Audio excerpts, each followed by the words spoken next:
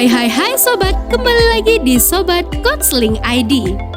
Usia remaja merupakan masa di mana seseorang berada dalam keadaan yang penuh dengan konflik. Hal ini disebabkan oleh perubahan pada bentuk tubuh, pola perilaku, serta peran sosial.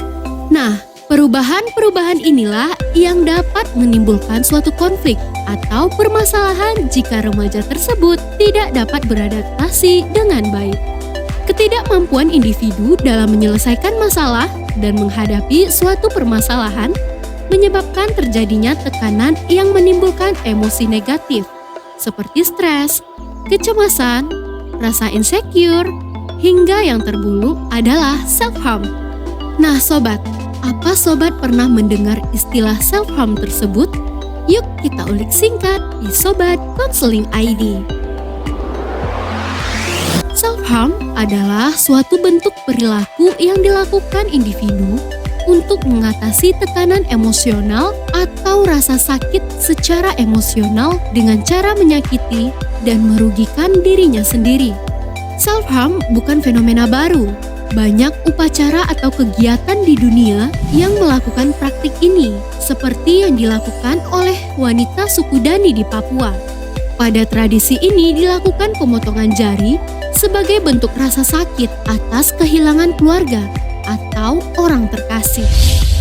Remaja dengan rentang usia 13 hingga 17 tahun dinilai lebih rentan melakukan self-harm.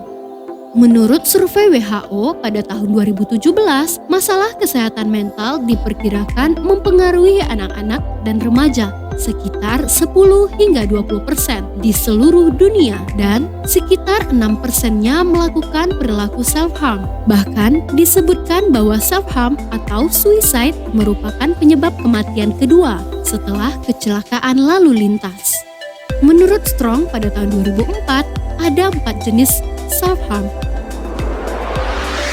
Yang pertama, major self-mutilation, yaitu keadaan di mana individu melakukan suatu tindakan terhadap dirinya yang menyebabkan kerusakan yang cukup signifikan, bahkan tidak bisa dipulihkan seperti semula, seperti memotong anggota tubuh. Yang kedua, stereotypic self-injury, yaitu jenis perilaku self-harm di mana individu melakukan suatu tindakan terhadap dirinya sendiri yang bisa dikategorikan tidak terlalu parah, namun terus berulang seperti membenturkan kepala ke tembok atau meninju tembok. Yang ketiga, moderate atau superficial self-mutilation, yaitu jenis perilaku self-harm yang paling sering dilakukan oleh individu seperti menarik rambut, menggigit bagian tubuh, mengukir kulit dengan benda tajam, menanamkan benda-benda pada kulit atau anggota tubuh lainnya, dan memukul diri sendiri hingga memar atau pendarahan. Ada beberapa faktor yang menyebabkan seseorang melakukan self-harm. Yang pertama, trauma masa kecil. Yang kedua, tekanan dalam hubungan keluarga atau lingkungan sosial. Yang ketiga, tekanan dalam hubungan asmara.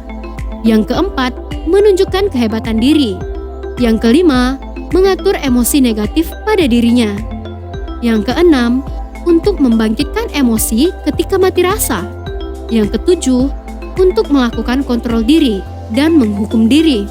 Yang kedelapan, untuk mendapatkan perhatian dari orang lain. Yang kesembilan, untuk mendapatkan kepuasan. Dan yang terakhir, untuk mempertahankan diri dalam strategi coping yang negatif. Nah sobat, perilaku self-harm bukanlah perilaku yang sepele. Sebab penyebab kematian pada remaja sebagian besar disebabkan oleh bunuh diri.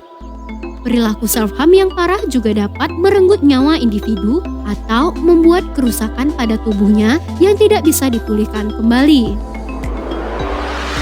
Sekian informasi mengenai self-harm dari Sobat Konseling ID.